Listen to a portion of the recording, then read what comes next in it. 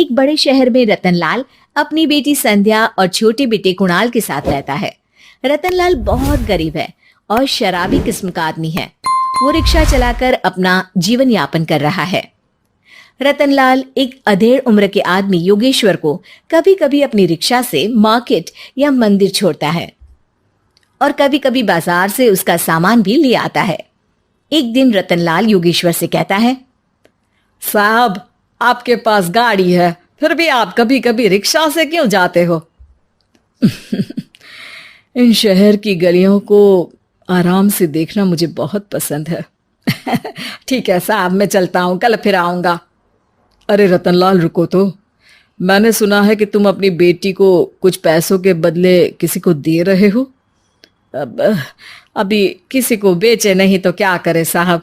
एक छोटा बेटा है, उसको पढ़ाना भी है, उसकी देखभाल भी करनी है, और अगर मैं बेटी को घर में रखूंगा तो उसकी शादी कैसे करूंगा साहब।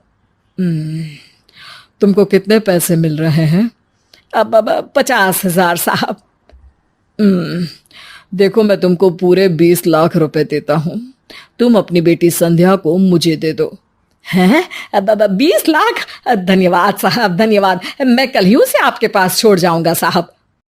अगले दिन रतनलाल संध्या को हमेशा के लिए योगेश्वर के यहाँ छोड़ आता है और बदले में 20 लाख रुपए लेकर घर आ जाता है।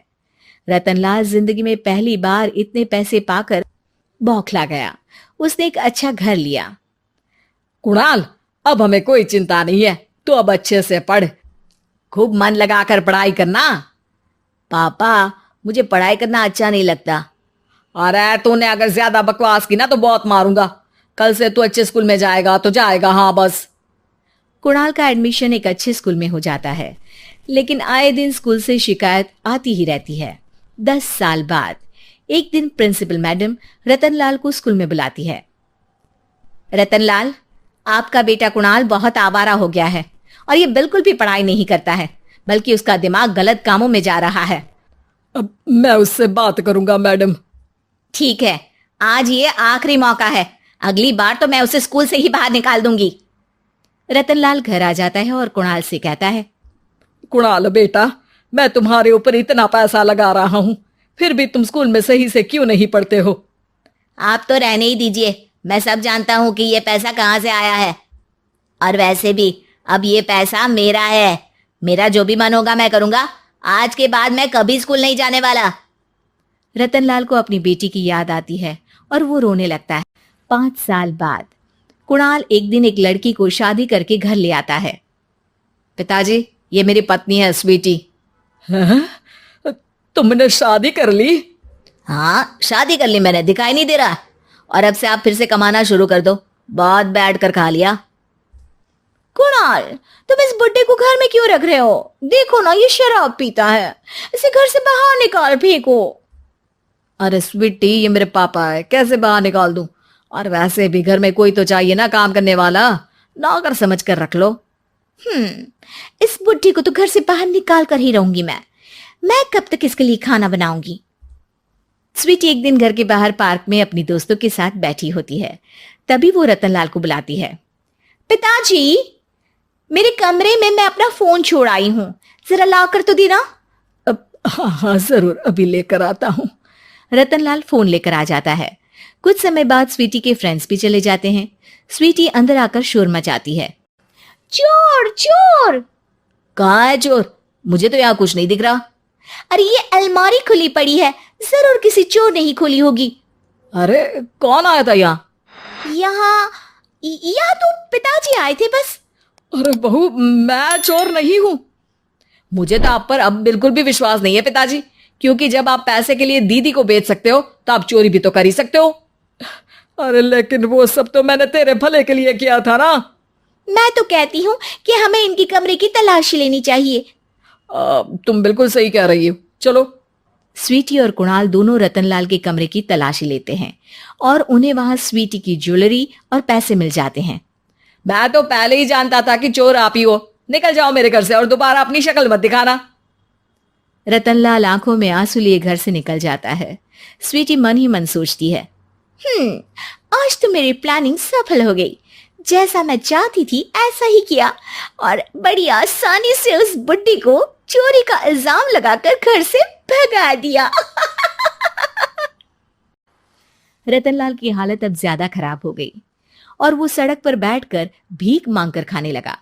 एक दिन वहां एक गाड़ी आकर रुकी और सड़क पर बैठे सभी भिखारियों को अपने सेंटर ले गई। एनजीओ की मालिक संध्या एक एक करके सभी को सुविधा मुहैया कराती है। तभी उसकी नजर रतनलाल पर पड़ती है। पिताजी? संध्या तू? पिताजी, आपकी ये हालत कैसे हुई? ये सब मेरे बुरे कर्मों की सजा है जो मुझे मिल रही है। मुझे माफ कर दे बेटी।